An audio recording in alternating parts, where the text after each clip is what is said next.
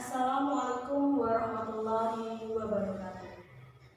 Yang terhormat Dr. Suad MPD, yang kami hormati teman-teman seperjuangan MPD kelas C. Pertama-tama marilah kita panjatkan puji syukur atas kehadirat Allah Subhanahu wa taala. Berkat rahmat dan hidayahnya kita bisa mempresentasikan tugas yang diberikan Bapak Syuad pada pagi hari ini dengan keadaan sehat walafiat dan tidak kurang suatu apapun.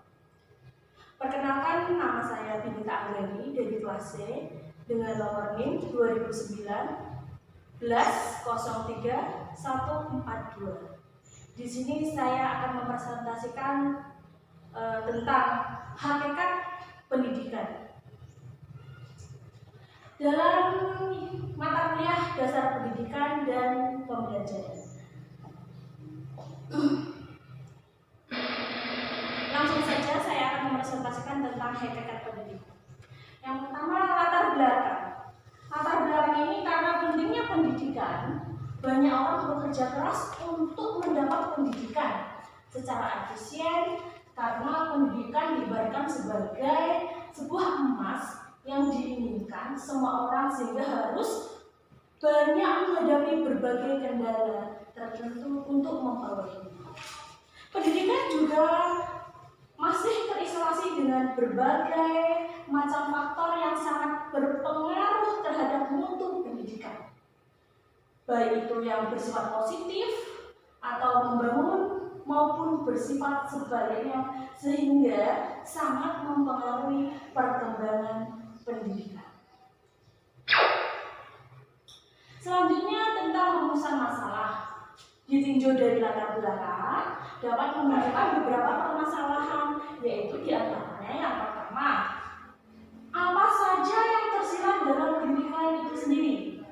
Kemudian yang kedua, bagaimana konsep pendidikan di Indonesia. Kemudian yang ketiga adalah apa inti atau hakikat dari pendidikan itu sendiri.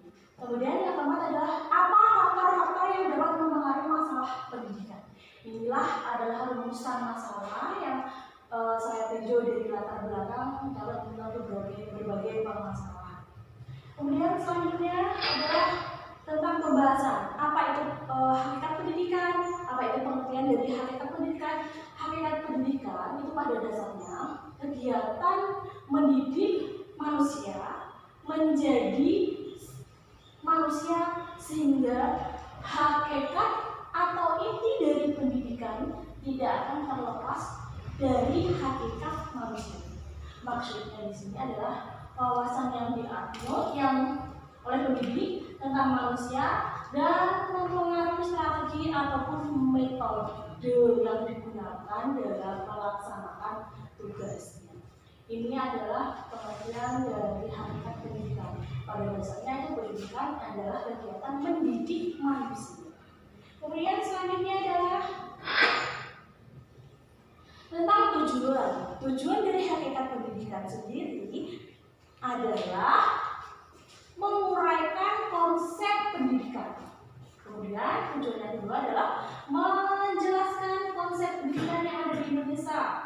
Yang ketiga adalah menjelaskan inti atau hakikat dari pendidikan. Kemudian yang keempat adalah memaparkan faktor-faktor yang mempengaruhi masalah pendidikan. Inilah adalah tujuan dari hakikat pendidikan. Kemudian selanjutnya adalah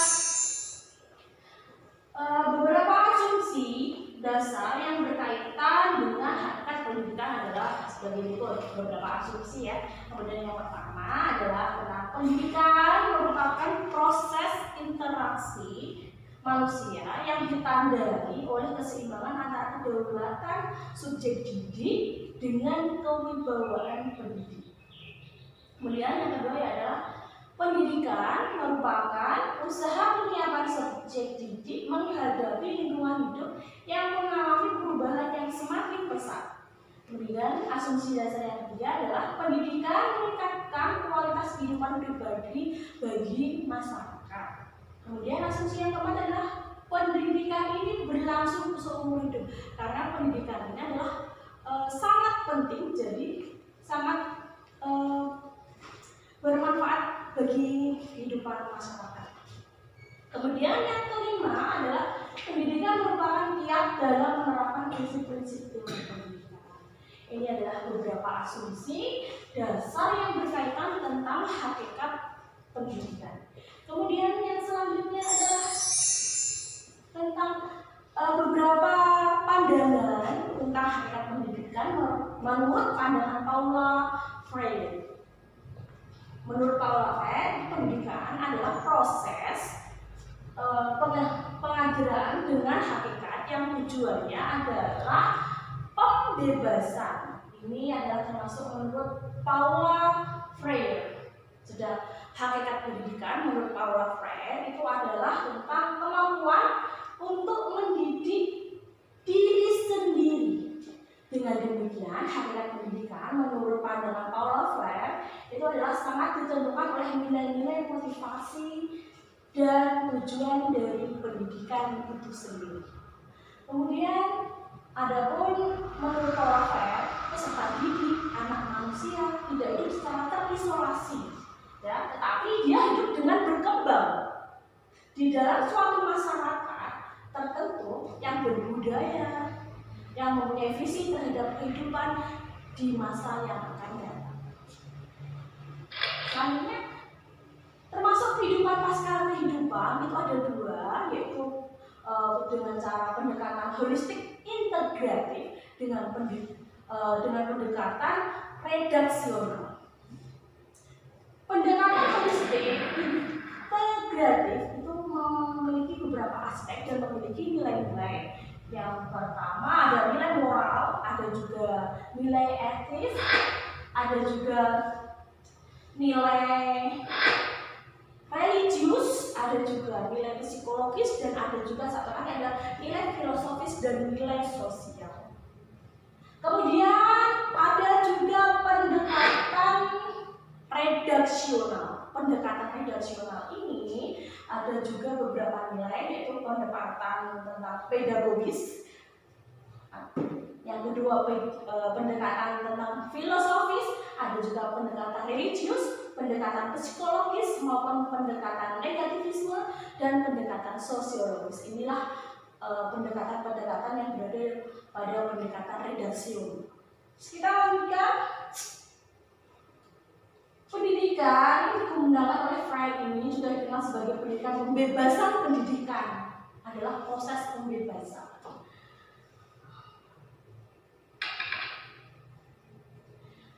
Kemudian juga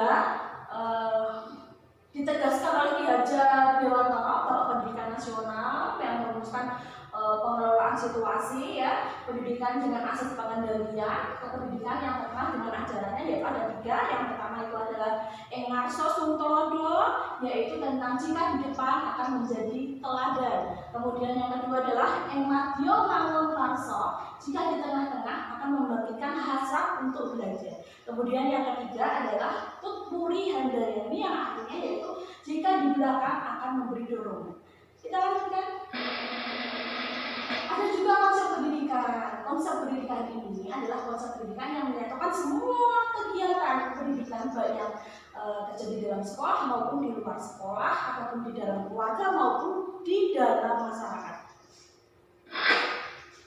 Faktor-faktor pendidikan ini meliputi ada tujuan pendidikan, ada juga pendidik, peserta didik, ada juga alat pendidikan dan isi materi pendidikan. Lingkungan pendidikan itu ada berada di sekolah, di keluarga maupun di masyarakat. Dari keluarga, bahkan beberapa potensi ini telah berkembang dalam pendidikan keluarga. Kemudian yang di sekolah, ini lingkungan pendidikan yang di sekolah itu begitu juga dengan sekolah tentunya bertanggung jawab kepada anak didiknya.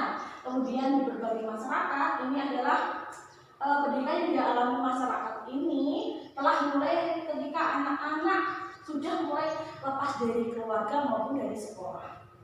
Kita lanjutkan. Hakikat pendidikan menurut pandangan beberapa pakar asing, yaitu menurut pandangan Paula Freire tadi pendidikan adalah bebas, mendidik diri sendiri. Ada level, ada ratio. Level adalah pendidikan membantu anak mencapai kedewasaan. Sedangkan ratio adalah pendidikan memberikan pembekalan yang tidak ada pada masa ada dua tahap. manusia menjadi sadar. Kita lanjutkan yang selanjutnya. Orang belajar mengajar ada tujuan, ada bahan pelajaran, kegiatan belajar mengajar. Kita lanjutkan selanjutnya, ada juga metode, ada juga alat, ada juga sumber pelajaran, dan ada juga evaluasi. Nah, kesimpulan dari hakikat pendidikan ini yaitu adalah hakikat pendidikan adalah upaya sadar untuk mengembangkan potensi yang dianugerahkan kepada Tuhan, kepada manusia, yang diarahkan pada tujuan yang diharapkan agar manusia menjadikan sebagai manusia yang utuh. Ya, itu adalah kesimpulan dari hakikat pendidikan. Demikian presentasi dari saya, Binita Anggreni ini, kelas C. Semoga bisa bermanfaat bagi kita semua, dan mohon maaf jika ada kekurangan dan tutur kata yang tidak berkenan pada Bapak dosen, Bapak Suat. Saya mohon maaf yang setulus-tulusnya. Akhir kata, wabillahi taufiq wal hidayah. Wassalamualaikum warahmatullahi wabarakatuh.